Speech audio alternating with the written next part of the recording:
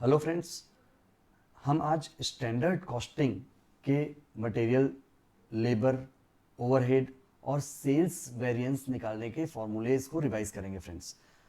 ये टॉपिक इतना इम्पॉर्टेंट है, ये आप लोग के सीए इंटर, सीएमए इंटर और सीएस एग्जीक्यूटिव में यूज़फुल है फ्रेंड्स। और ये फॉर्मूला हमें याद नहीं करना पड़ेगा, इतने अच्छे से समझेंगे अपन कि ये फॉर्मूला डिराइव कैसे होता है, ये इस बात की जानकारी हमको हो जाएगी और काफ़ी अच्छे से हम एग्ज़ाम में परफॉर्म कर पाएंगे फ्रेंड्स। और सिर्फ एग्ज़ाम में ही नहीं, बल्कि आपको जितने भी आपके रूटीन लेवल में परफॉर्मेंस एनालिसिस वाले जो पार्ट हैं उसके टूल के रूप में आप इसको यूज़ कर पाएंगे। तो चलिए स्टार्ट करते हैं स्टैंडर्ड कॉस्टिंग का रिवीजन लेक्चर। तो फ्रेंड्स, सबसे पहले इस चीज़ को ध्यान रखें कि स्टैंडर्ड कॉस्टिंग का कॉन्सेप्ट आपको फॉर्मूला क्रिएट कैसे हुआ है उस पर जाना है, याद रखना नहीं है। सेकेंड पोर्शन हम ये ध्यान रखेंगे कि हमको मैनेजमेंट के जो यूटिलिटी में टॉप मैनेजमेंट की जो हायरार्की होती है, टॉप मैनेजमेंट वाले जो होते हैं वो इस टूल, इस cost controlling tool standard costing को यूज करते हैं परफॉर्मेंस चेक करने के लिए। मतलब बेसिकली टॉप मैनेजमेंट के, सपोज आप एग्जांपल लीजिए कि परचेज डिपार्टमेंट और प्रोडक्शन डिपार्टमेंट दो अलग अलग डिपार्टमेंट इनके अंडर रहते हैं। तो परचेज डिपार्टमेंट का क्या जिम्मेदारी होता है, रिस्पॉन्सिबिलिटी क्या होती है इनकी कि ये गुड्स को परचेज कम से कम कॉस्ट में बेटर क्वालिटी का गुड्स परचेज करें। तो परचेज से रिलेटेड जितना भी पार्ट होता है वो परचेज डिपार्टमेंट की जिम्मेदारी होती है। तो पहले उनको एक बजट दे दिया जाता है कि आपको स्टार्टिंग, किसी भी पीरियड के स्टार्टिंग में उनको एक बजट दे दिया जाता है कि आपको इतने गुड्स को इस प्राइस में परचेज करके लानी है। तो प्राइस वेरिएंस निकाला जाता है पीरियड के एंड में, जब वो एक्चुअल में किस प्राइस में लेके आया। मतलब उसको टारगेट क्या दिया था हमने at the starting and beginning time of the starting of the period, और उस कंप्लीशन ऑफ द पीरियड के समय जितने में वो एक्चुअल में लेकर के आया गुड्स को, उसका कंपैरिजन किया जाता है। तो ये हुआ परचेज डिपार्टमेंट की जिम्मेदारी, जहां पर क्या निकाला जाएगा, प्राइस वेरिएंस फ्रेंड्स। और प्रोडक्शन डिपार्टमेंट की जो जिम्मेदारी होती है वो क्या होती है कि गुड्स को कंज्यूम जो है वो कितना करे, किस तरीके से करें, मतलब क्वांटिटी से रिलेटेड होगा। तो क्वांटिटी वेरिएंस जो है वो यूजेज के रूप में निकाला जाता है मटेरियल के। तो यूजेज वेरिएंस जो है वो निकलता है प्रोडक्शन डिपार्टमेंट के इंचार्ज के लिए। मतलब जब वेरिएंस निकाला जाएगा, वेरिएंस का मतलब होता है डिफरेंस। डिफरेंस किन दो चीजों में होती है, जो हम पहले से प्रेडिक्ट किए हुए हैं, दैट इज बजटेड, जिसको अपन स्टैंडर्ड में कन्वर्ट करते हैं, वो भी क्यों करते हैं बताऊंगा। और जो एक्चुअल जो आपका आता है, जो परफॉर्मेंस निकाला जाता है, मतलब पर्टिकुलर किसी पीरियड के बारे में बात करें, जनवरी मंथ के एंड में मान लो हम बात करें, तो जनवरी मंथ में टोटल हमने कितने रुपए में परचेस किया, कितनी क्वांटिटी को यूज किया, तो वो एक्चुअल जो फिगर होता है उससे डिफरेंस निकाला जाता है, उसको अपन वेरिएंस कहते हैं फ्रेंड्स। तो सबसे इंपॉर्टेंट पार्ट हमको जानने की ये जरूरत है यहाँ पर कि हम पर्टिकुलरली बजट क्या होता है, स्टैंडर्ड क्या होता है, इस चीज को हम समझें। तो सबसे पहले स्टैंडर्ड जो है वो निकलता क्या है, जब हम किसी पर्टिकुलर पीरियड के स्टार्टिंग में बैठ करके बजट बनाते हैं तो वो बजटेड आउटपुट के बेसिस पे डिपेंड होता है फ्रेंड्स। मतलब बजटेड आउटपुट क्या होता है, बजटेड आउटपुट मतलब हमने टोटल कितने यूनिट बनाने की, आउटपुट मतलब फिनिश गुड्स, कितने यूनिट बनाने की हमने एक योजना बनाई, दैट इज बजटेड आउटपुट। तो बजटेड आउटपुट के बेसिस पे ही आपके रॉ मटेरियल का कंजम्पशन निकलेगा, दैट इज बजटेड क्वांटिटी। ध्यान रखिएगा, आउटपुट मीन्स फिनिश्ड गुड्स और budgeted quantity means it is as terms as raw material, raw material के टर्म में यूज होता है ये budgeted quantity. Now budgeted output मतलब फिनिश्ड गुड्स, हमने योजना बनाई, हमने प्लानिंग किया कि हम पर्टिकुलरली मान लो अगस्त मंथ में हमने 100 यूनिट हम बनाएंगे, तो 100 यूनिट ये आपका क्या हुआ, आउटपुट, बजटेड आउटपुट हुआ। बट एक्चुअल में इस बजटेड आउटपुट के लिए मान लो हमको जरूरत पड़नी चाहिए थी 10 किलोग्राम पर यूनिट, तो यहां पर ये आपका बजटेड क्वांटिटी कितनी हो जाएगी, 1000। एक्चुअल में मान लो सपोज हमने 500 यूनिट बनाया उस पर्टिकुलर मंथ में, कौन से मंथ में, अगस्त मंथ में, जिसका हमने बजट लिया था 100 यूनिट का। एक्चुअल में हमने 500 यूनिट्स बनाया, यूनिट्स ये किस टर्म्स में चल रहा है, फिनिश गुड्स के। तो हम इस, और एक्चुअल क्वांटिटी जो है वो हमारी कितनी लग गई, 4500 किलोग्राम्स लग गई मान लो फ्रेंड्स, है ना। तो आप ये चीज ध्यान से देख करके बताइए कि क्या इस 1000 किलोग्राम्स को ये 4500 किलोग्राम से कंपेयर करने के लिए हम एलिजिबल हैं, क्या हम कंपेयर कर पाएंगे, और यदि करेंगे तो क्या हम ये बोलें कि तुमको 1000 किलोग्राम लगाना चाहिए था, तुमने 4500 किलोग्राम लगा दिया, इतना ज्यादा किलोग्राम लगा दिया तुमने, मतलब इतनी ज्यादा क्वांटिटी लगाई करके आप प्रोडक्शन मैनेजर के इंचार्ज को बुला करके क्या उनको खिंचाई कर पाओगे आप कि आपने गलत काम किया, इतना ज्यादा परफॉर्मेंस गलत किया, आपने परफॉर्मेंस बिगाड़ दिया अपना, 1000 की जगह आपने 4500 किलोग्राम लगा दिया। नो, नहीं कर पाएंगे ऐसा। क्यों नहीं कर पाएंगे, क्योंकि आप बेस भी तो देखिए, कंपेयर करने के लिए पहले बेस देखिए, 100 आउटपुट है, 500 जो है वो एक्चुअल आउटपुट है, आपने बजटेड आउटपुट 100 यूनिट के लिए निकाला है, कि आपका 1000 किलोग्राम रॉ मटेरियल लगना चाहिए, जबकि एक्चुअल आउटपुट आपका 500 यूनिट है। फ्रेंड्स यही एक रीजन है कि हम इस 1000 किलोग्राम को जब हम कन्वर्ट करेंगे किसी स्टैंडर्ड फॉर्म में, स्टैंडर्ड कैसे निकलता है, देखिए यहाँ लिखा हुआ है budgeted quantity based on actual output, मतलब जो 1000 किलोग्राम्स की जो क्वांटिटी है ये तो आपकी 100 यूनिट की आउटपुट की है, तो पहले आप इसको एक्चुअल आउटपुट के फॉर्म में कन्वर्ट तो कीजिए, तो जो 5000 किलोग्राम आएगा ना ये आपका है standard quantity. Now it is comparable with this 4500, और ये आप उसको खिंचाई नहीं करेंगे, उसको बल्कि इंसेंटिव देंगे, आप उसको शाबाशी देंगे कि आपको 5000 किलोग्राम की आवश्यकता पड़नी चाहिए थी, वहां पर आपने सिर्फ 4500 किलोग्राम यूज कर लिया और उतने में ही काम कर दिखाया। इसका मतलब क्या हुआ कि आप उसको सम्मान करेंगे, आप उसको वेनरेट करेंगे और शाबाशी देंगे कि उसने बहुत अच्छा काम किया। तो फ्रेंड्स यही एक स्टैंडर्ड कॉस्टिंग की मेन भूमिका है कि जो बजटेड क्वांटिटी होती है ना, बजटेड किलोग्राम्स जो निकलता है अपना रॉ मटेरियल की क्वांटिटी, वो कंपेरेबल नहीं होती एक्चुअल क्वांटिटी से, तो हम उसको कंपेरेबल बनाने के लिए एक्चुअल आउटपुट के टर्म्स में कन्वर्ट करते हैं फ्रेंड्स, उसको अपन स्टैंडर्ड बोलते हैं। तो स्टैंडर्ड क्वांटिटी जो होती है वो स्टैंडर्ड क्वांटिटी आपकी एक्चुअल क्वांटिटी से कंपेयर करने के लिए निकाली जाती है। किससे निकाली जाएगी, बजटेड क्वांटिटी से कन्वर्ट करके निकाली जाएगी। तो ये स्टैंडर्ड क्वांटिटी क्या होगी, ये एक्चुअल क्वांटिटी से कंपेरेबल होगी, और इसीलिए हम ये स्टैंडर्ड कॉस्टिंग का फॉर्मूला जो है वो इस तरीके से निकालेंगे। तो फ्रेंड्स सबसे पहले चलिए स्टार्ट करते हैं अब कि बजटेड क्वांटिटी जो है वो हमने समझ लिया क्या होता है। एक्चुअल क्वांटिटी आप सब जानते हैं कि जितनी एक्चुअल में क्वांटिटी कंज्यूम हुई है वो बोलते हैं अपन, है ना। फॉर्मूले में एक बार जाते हैं, चलिए। मटेरियल कॉस्ट वेरिएंस, मतलब अल्टीमेटली हम ये बात करें कि सपोज 1 अगस्त, हम अगस्त मंथ को ले रहे हैं, तो 1 अगस्त 2023 को हमने प्लान बनाया था कि इतना इतना क्वांटिटी लगेगा, स्टैंडर्ड क्वांटिटी, और इतनी इतनी प्राइस में हम परचेज करेंगे। एक्चुअल में 31 अगस्त को आपका डेटा आया, एक्चुअल क्वांटिटी इतनी लगी और एक्चुअल प्राइस इतने में लेकर के आया उसने। तो इन दोनों का जो मल्टीप्लिकेशन है वो स्टैंडर्ड कॉस्ट, और ये दोनों का जो मल्टीप्लिकेशन है वो एक्चुअल कॉस्ट, इन दोनों का जो डिफरेंस होता है उससे कॉस्ट वेरिएंस निकलता है मटेरियल का, मटेरियल कॉस्ट वेरिएंस। तो फ्रेंड्स आप देख पा रहे हैं कि जो डिफरेंसेस क्रिएट हुआ है, मतलब मटेरियल कॉस्ट वेरिएंस जो निकला है, वेरिएंस का मतलब जो डिफरेंस निकला है वो दो रीजन से निकला है। पहला रीजन प्राइस के डिफरेंस के कारण, और दूसरा रीजन क्वांटिटी के डिफरेंस के कारण। तो प्राइस के डिफरेंस के कारण जो भी वेरिएंसेस निकलेगा उसको हम अलग से देखते हैं, standard price minus actual price. Standard price minus actual price करेंगे तो ये प्राइस का डिफरेंस है, तो प्राइस का डिफरेंस मतलब मटेरियल प्राइस वेरिएंस निकलेगा। अब चूंकि ये प्राइस जो है वो रुपीस पर किलोग्राम में होगा, तो हमको इसको रुपीस के टर्म में कन्वर्ट करने के लिए क्वांटिटी से मल्टीप्लाई करना पड़ेगा, तो हम एक्चुअल क्वांटिटी से मल्टीप्लाई करते हैं फ्रेंड्स। ये आपका फॉर्मूला डाइजेस्ट हो गया पूरा पूरा, हमको याद करने की नीड नहीं होगी। जैसे कोई आपको बोले कि भाई प्राइस वेरिएंस निकालना है, तो material price variance that means price का difference, standard price minus actual price करेंगे, और यदि माइनस में आ रहा है तो एडवर्स, प्लस में आ रहा है तो पॉजिटिव फेवरेबल वेरिएंस निकलेगा, है ना। और ये चूंकि प्राइस जो है वो रुपीस पर किलोग्राम के टर्म्स में रहता है, तो हम क्या करेंगे, क्वांटिटी से मल्टीप्लाई करेंगे तो वो रुपीस के टर्म में कन्वर्ट हो जाएगा। ये हुआ प्राइस वेरिएंस। यूजेज वेरिएंस का मतलब फ्रेंड्स क्वांटिटी का वेरिएंस, तो क्वांटिटी मतलब standard quantity minus actual quantity. इसको हम क्वांटिटी के टर्म में रहेगा, हमको इसको कॉस्ट के टर्म में कन्वर्ट करना है, तो रुपीस पर क्वांटिटी दैट मीन्स किलोग्राम, हम उससे मल्टीप्लाई कर देंगे स्टैंडर्ड प्राइस से, तो ये क्या हो जाएगा, कॉस्ट में आ जाएगा। तो इन दोनों को जब हम ऐड करेंगे तो ये क्या बनेगा, हमारा मटेरियल कॉस्ट वेरिएंस बनेगा फ्रेंड्स। तो ये कॉस्ट वेरिएंस दो रीजन से हुए, एक प्राइस में डिफरेंस तो प्राइस वेरिएंस, क्वांटिटी में डिफरेंस तो वो यूजेज वेरिएंस। तो इन दोनों का एडिशन करेंगे हम तो कॉस्ट वेरिएंस, हमारा मटेरियल कॉस्ट वेरिएंस आता है। तो चलिए यूजेज वेरिएंस का फॉर्मूला भी क्लियर हो गया, standard quantity minus actual quantity multiplied by standard price करेंगे हम। ये समझ में आया अच्छे से, तो हम आगे बढ़ें फ्रेंड्स। आगे हम देखें तो यूजेज वेरिएंस के भी दो सब पार्ट होते हैं। दो सब पार्ट कौन कौन से होते हैं, एक तो मिक्स वेरिएंस और दूसरा यील्ड वेरिएंस।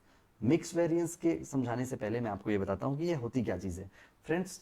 स्लैब कास्टिंग आप सब देखे हो, जहाँ लेंटर वगैरह ढलता है, आप स्लैब कास्टिंग सब जानते हैं, उसमें मटेरियल क्या क्या यूज होता है, जैसे रेत, सीमेंट, पानी, है ना, ये सब उसमें यूज होता है फ्रेंड्स। तो स्लैब कास्टिंग में हमने पहले से बजट बनाया था कि इतनी क्वांटिटी लगनी है। मान लो क्वांटिटी लग गई थोड़ी ज़्यादा, तो ज़्यादा क्वांटिटी लग गई तो यूजेज वेरिएंस में तो वो क्लियर हो जाएगा कि आपने निगेटिव एडवर्स वेरिएंस निकाल लिया।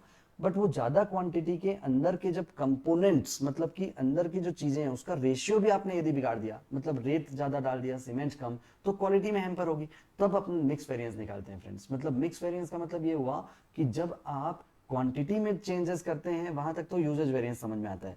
क्वांटिटी के अंदर के कंपोजिशन में चेंजेस करते हैं जब आप, मतलब उसके इंग्रेडिएंट्स में यूज होने वाली चीजें होती है। जैसे अपन लेबर वेरिएंस निकालेंगे तो आप स्किल्ड की जगह अनस्किल्ड यूज कर दिया आपने लेबर को, तो वो वहां पर क्वालिटी हैम्पर हो जाएगी, इसलिए मिक्स वेरिएंस निकाला जाता है फ्रेंड्स। मिक्स वेरिएंस का फॉर्मूला मैंने आप लोग को लिख करके दिया है। मिक्स वेरिएंस के फॉर्मूले में आप लोग यहाँ पर देखिएगा, मिक्स वेरिएंस कैसे निकाला जाता है। टोटल एक्चुअल क्वांटिटी को स्टैंडर्ड रेशियो में हम बांटते हैं। टोटल एक्चुअल क्वांटिटी जो आपकी होती है उसको हम स्टैंडर्ड रेशियो में बांटते हैं, तो हमारा स्टैंडर्ड मिक्स निकल के आता है। और स्टैंडर्ड मिक्स एक गेस्ट के रूप में इस फॉर्मूले में इंट्रोड्यूस होगा। स्टैंडर्ड मिक्स को हम पहले पोजीशन में लिखेंगे, तो जो बात की पोजीशन स्टैंडर्ड एक्चुअल क्वांटिटी की है तो वो वैसी रहेगी एज इट इज। और फिर बाद में हम निगेटिव वाले पोर्शन में स्टैंडर्ड मिक्स को लिखेंगे, मतलब इन दोनों को एडिशन करने से हमको यूजेज वेरिएंस निकल जाएगा। मतलब standard mix minus actual quantity और standard quantity minus standard mix. तो ये स्टैंडर्ड मिक्स का जो गेस्ट हमने इंट्रोड्यूस किया था वो तो एक बार प्लस के पोजीशन में है, एक बार माइनस के पोजीशन में है, तो उस तरीके से वो क्या होगा, नलीफाई हो जाएगा। और मेन फॉर्मूला आपका बन जाएगा standard quantity minus actual quantity. ये वही तो फॉर्मूला है जो आपका मटेरियल यूजेज वेरिएंस का फॉर्मूला है फ्रेंड्स।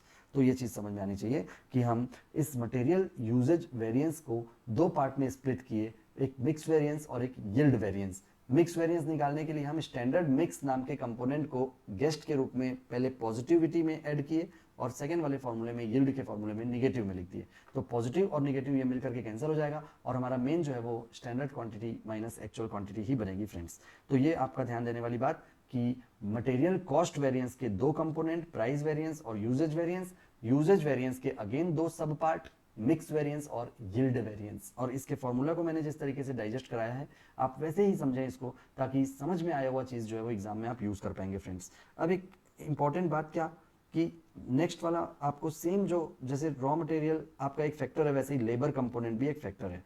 तो लेबर कंपोनेंट में लेबर कॉस्ट वेरिएंस निकलता है सेम उसी मैनर पे जैसे मटेरियल के वेरिएंस आपने निकाला था। और इसका रेट वेरिएंस बोला जाता है प्राइस को। मतलब मटेरियल में आप प्राइस बोलेंगे तो लेबर के केस में रेट बोलेंगे, पर आवर के बेस पे चलता है फ्रेंड। और जो मटेरियल यूजेज वेरिएंस क्वांटिटी को आपने बोला था तो यहाँ पर वो इफिशियंसी वेरिएंस के रूप में आएगा, ये लेबर इफिशियंसी वेरिएंस का फॉर्मूला। नाउ टोटल हम देखें तो रेट वेरिएंस का मतलब रेट का difference, standard rate minus actual rate, जैसे हमने मटेरियल में standard price minus actual price किया था, है ना। और यहाँ पर इफिशियंसी वेरिएंस में हमने क्या देखेंगे, हम टाइम देखेंगे अपन। तो आवर, टाइम को आप आवर के फॉर्म में लिखेंगे, standard our minus actual our. तो ये दोनों चीजें जो है वो आपको सेम है जैसे अपन मटेरियल में किए थे।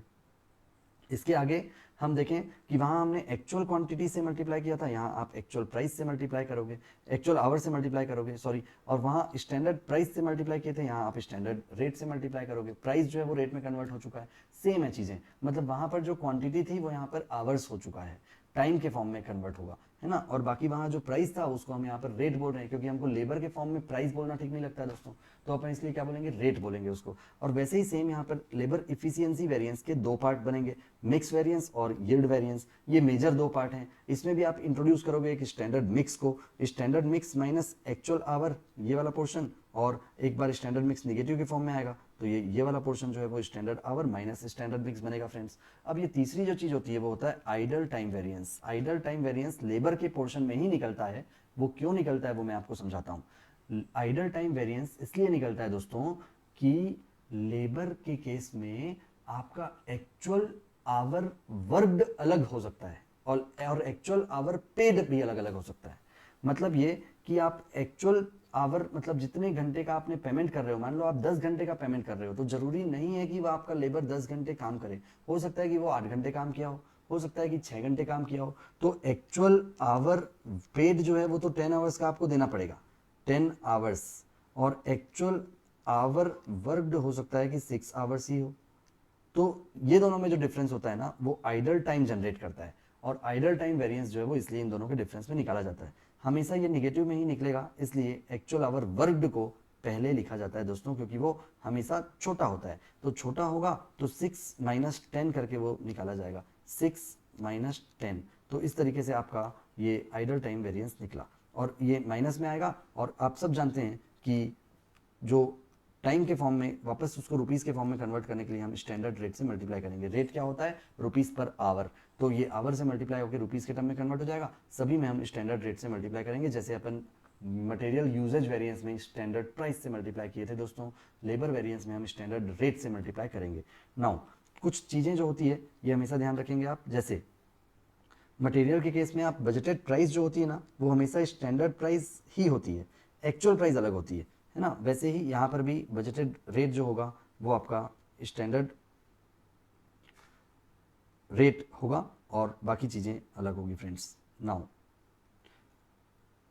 when idle time is given in question, then assume actual hour paid in labor efficiency variance। मतलब यदि आइडल टाइम जो है वो क्वेश्चन में दिया होगा तभी आपका ये आइडल टाइम वेरिएंस निकलेगा, यदि नहीं दिया गया होगा तो आपको actual time actual hour paid ही लेकर के बनाना होगा। स्केलेशन क्लाउज एक होता है फ्रेंड्स जो आपके कॉन्ट्रैक्ट कॉस्टिंग में भी यूज होता है, एक सिंपल सा पार्ट है इसलिए इसको यहाँ पर कवर कर रहा हूँ कि जब आपका मटेरियल और लेबर का रेट जितना आप बजट किए थे, प्रिडिक्ट किए थे, उससे ज़्यादा लग गया या कम लगा, तो उस केस में उसका जो डिफरेंस अमाउंट आता है, जो नेगेटिव वेरिएंस क्रिएट होता है, प्राइस वेरिएंस, उसके बेसिस पे एस्केलेशन क्लाउज कवर किया जाता है। ध्यान रखिएगा कि वहां पर यदि एक टाइप के मटेरियल का रेट बढ़ गया, दूसरे टाइप का मटेरियल का रेट थोड़ा सा कम हो गया, तो कम वाले को भी बढ़े हुए से ऑफसेट करने के बाद ही आप एस्केलेशन क्लेम करेंगे। ध्यान रखिएगा, यहाँ पर एस्केलेशन क्लेम में कॉन्ट्रैक्ट कॉस्टिंग का पार्ट है, यहाँ पर आपका स्टैंडर्ड कॉस्टिंग में मटेरियल प्राइस वेरिएंस वाला फॉर्मूला यूज होता है, इसलिए मैंने यहाँ कवर किया है। Based on standard quantity and not on actual quantity, मतलब आपका जो एस्केलेशन क्लाउज निकलेगा वो एक्चुअल क्वांटिटी के बेसिस पे उसको कोई मतलब नहीं है। आप यहाँ पर क्या करेंगे, standard price minus actual price multiplied by actual quantity ना करके स्टैंडर्ड क्वांटिटी करेंगे एस्केलेशन क्लाउज के लिए। एस्केलेशन क्लाउज तभी एडमिट होगा। Okay, now next is fixed overhead variance. Friends, standard costing का तीसरा पार्ट होता है fixed overhead. Fixed overhead variance जो है वो आपका मटेरियल और लेबर से अलग इसलिए होता है क्योंकि इसकी मेरिट ही अलग होती है, ये फिक्स्ड नेचर का होता है। फिक्स्ड नेचर मतलब क्या होता है, ये अमाउंट वाइज फिक्स होता है, जबकि मटेरियल और लेबर जो है वो क्या था, पर यूनिट वाइज फिक्स था। इसलिए स्टैंडर्ड कॉस्टिंग के फॉर्मूले में फिक्स्ड ओवरहेड वेरिएंस अलग तरीके से निकाला जाता है। इसके लिए मैं आप लोग को फॉर्मूला दे रहा हूं। देखिए, स्टैंडर्ड और ये टेबल पहले आप देखिएगा, सबसे पहले इस टेबल को मैं एक्सप्लेन कर रहा हूं। फिक्स्ड ओवरहेड, ये आपका यहाँ पर 1,44,000 यदि दिया हुआ है सपोज, तो ये बजटेड डेटा है फ्रेंड्स। नाउ एक्चुअल डेटा 1,42,000 रुपये मान लो आपको लगा फिक्स्ड ओवरहेड, तो आपको स्टैंडर्ड निकालना पड़ेगा। ये स्टैंडर्ड आपको निकालना पड़ेगा दोस्तों, तभी कंपैरिजन होगा और तभी वो सारे वेरिएंसेस फिक्स्ड ओवरहेड के आप निकाल पाएंगे।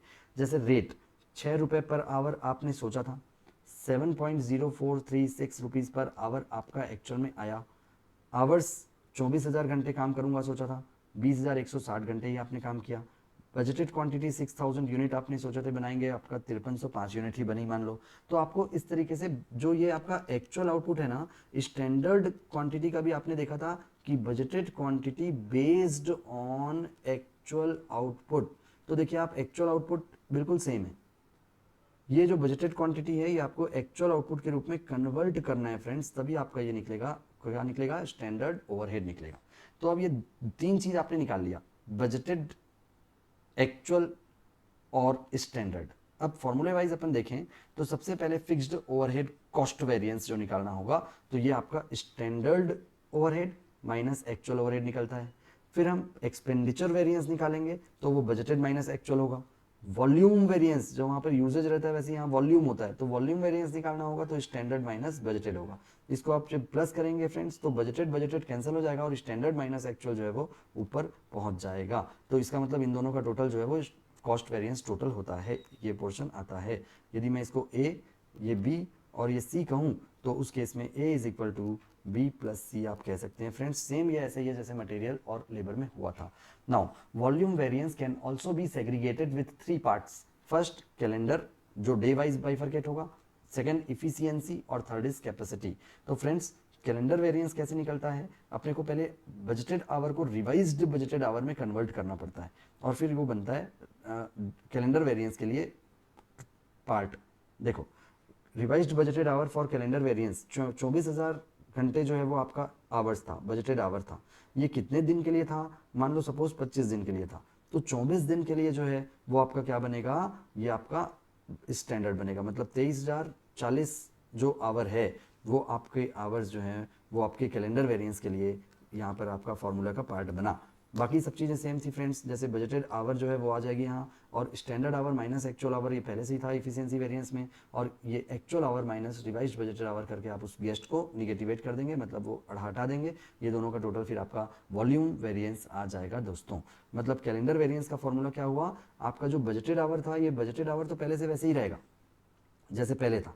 मतलब क्या हुआ इसका कि बजटेड आवर आपका यूज होना है यहाँ पर, तो ये वैसे ही है। आपने गेस्ट क्या इंट्रोड्यूस किया, रिवाइज्ड बजटेड आवर, तो revised budgeted our minus budgeted our into standard rate तो होना ही होना है, वैसे यहाँ भी स्टैंडर्ड रेट होना है और वैसे यहाँ भी स्टैंडर्ड रेट होना है, ये तो फॉर ग्रांटेड है ही है फ्रेंड्स। हमको मेन जो फोकस करना है वो किस में करना है, आवर्स में। तो रिवाइज्ड बजटेड आवर को आप जब बजटेड आवर से मल्टीप्लाई करेंगे तो ये रिवाइज्ड बजटेड आवर वाला जो पोर्शन है वो प्लस के फुटिंग में है, तो ये यहाँ पर माइनस के फुटिंग में आकर के उसको नलीफाई हो रहा है। मतलब जब तीनों फॉर्मूले को जोड़ेंगे तो आपका वॉल्यूम वेरिएंस आएगा। इफिशियंसी वेरिएंस में स्टैंडर्ड, ये वाला स्टैंडर्ड पहले आया, एक्चुअल बाद में आया, फिर एक्चुअल निगेटिव में था, यहाँ पर एक्चुअल पहले आ गया फ्रेंड्स। कैपेसिटी वेरिएंस में तो फिक्स्ड ओवरहेड वेरिएंस जो है वो 3 कैटेगरी में होगा, कैलेंडर, इफिशियंसी और कैपेसिटी वेरिएंस। और इसके फॉर्मूले भी इस तरीके से इंट्रोड्यूस करके, गेस्ट इंट्रोड्यूस हम एक बार पॉजिटिव फॉर्म में कर रहे हैं तो दूसरी बार निगेटिव फॉर्म में करके उसको नलीफाई करेंगे, और इस तरीके से तीनों फॉर्मूले का टोटल वॉल्यूम वेरिएंस आपका आ जाएगा दोस्तों। नाउ अब इसके बाद हम आगे आते हैं सेल्स वेरिएंस में। ध्यान रखिएगा, सेल्स वेरिएंस में हम फॉर्मूला यदि सेम वैसे ही रख रहे हैं ना, तो उसमें हमको निगेटिव में आएगा तो फेवरेबल बोलना है, और पॉजिटिव में आएगा तो हम निगेटिव उसको क्या बोलेंगे, एडवर्स बोलेंगे। ध्यान रखिएगा, क्यों, क्योंकि हम फॉर्मूले में बजटेड सेल्स पहले ले रहे हैं और एक्चुअल सेल्स बाद में, और अभी तक जबकि हमने ऐसा नहीं किया था। क्यों, क्योंकि वो तीनों चीजें, मटेरियल, लेबर और ओवरहेड, ये तीनों चीजें कॉस्टिंग के फॉर्म में थी, और जो सेल्स आ रहा है वो रिवेन्यू के फॉर्म में है। तो इसीलिए फॉर्मूला चेंज ना करते हुए हम सिर्फ साइन चेंज कर रहे हैं। पहले अपन क्या करते थे, निगेटिव माइनस में आता था रिजल्ट तो हम उसको एडवर्स बोलते थे, यहाँ क्या करेंगे फ्रेंड्स, पॉजिटिव में आएगा तो हम उसको एडवर्स बोलेंगे। ध्यान रखिएगा। तो इसलिए सेल्स वैल्यू वेरिएंस सबसे पहले निकालेंगे budgeted minus actual. Price variance जो है वो हम कैसे निकालेंगे, प्राइस वेरिएंस में budgeted price minus actual price करके हम उसको निकालेंगे। और वॉल्यूम वेरिएंस जो है वो क्वांटिटी का डिफरेंस होता है, budgeted quantity minus actual quantity. यहाँ पर भी सेम जो है वो प्राइस से मल्टीप्लाई हो गई स्टैंडर्ड प्राइस, और यहाँ पर भी क्वांटिटी से मल्टीप्लाई होगा एक्चुअल क्वांटिटी, ये तो सेम है, फॉर ग्रांटेड है फ्रेंड्स। नाउ एक्चुअल मार्जिन, ध्यान रखिएगा, actual sales price minus budgeted cost करके निकाला जाता है, क्योंकि यहाँ पर बजटेड मार्जिन कैसे निकलता है, budgeted price minus budgeted cost. तो यहाँ पर ये बजटेड कॉस्ट क्यों लिया गया, ये इंपॉर्टेंट पार्ट है यहाँ पर, कि एक्चुअल प्राइस को हम क्या करते हैं, actual sale price minus actual cost करना चाहिए, बजटेड कॉस्ट क्यों किया है, ये सबके माइंड में आ सकता है। तो ये बहुत इंपॉर्टेंट पॉइंट है, लास्ट में मैं इसको डिस्कस कर रहा हूँ फ्रेंड्स। देखिए, यदि आप एक्चुअल मार्जिन में एक्चुअल सेल्स प्राइस में एक्चुअल कॉस्ट को घटा दोगे तो बजटेड कॉस्ट और एक्चुअल कॉस्ट का जो डिफरेंस होता है उसका वेरिएंस भी आपको यहाँ पर सेल्स वेरिएंस में, सेल्स में रिफ्लेक्ट होने लग जाएगा।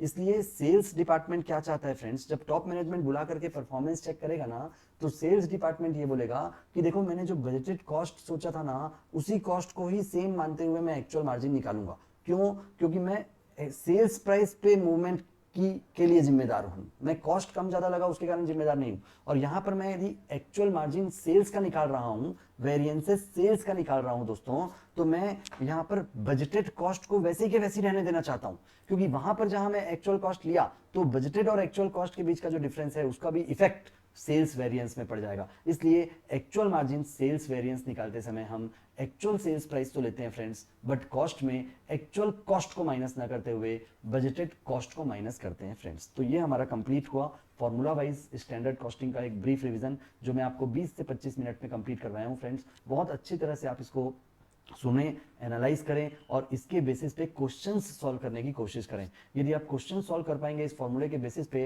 तो हमारा ये वीडियो जो है वो सार्थक होगा फ्रेंड्स। और कमेंट बॉक्स में आप वीडियोस को कैसा लगा इसकी जानकारी जरूर दें, ताकि हम आगे और रिवीजन वीडियो और लेक्चर्स बना करके आप लोग की हेल्प कर सकें फ्रेंड्स। Thank you, thanks.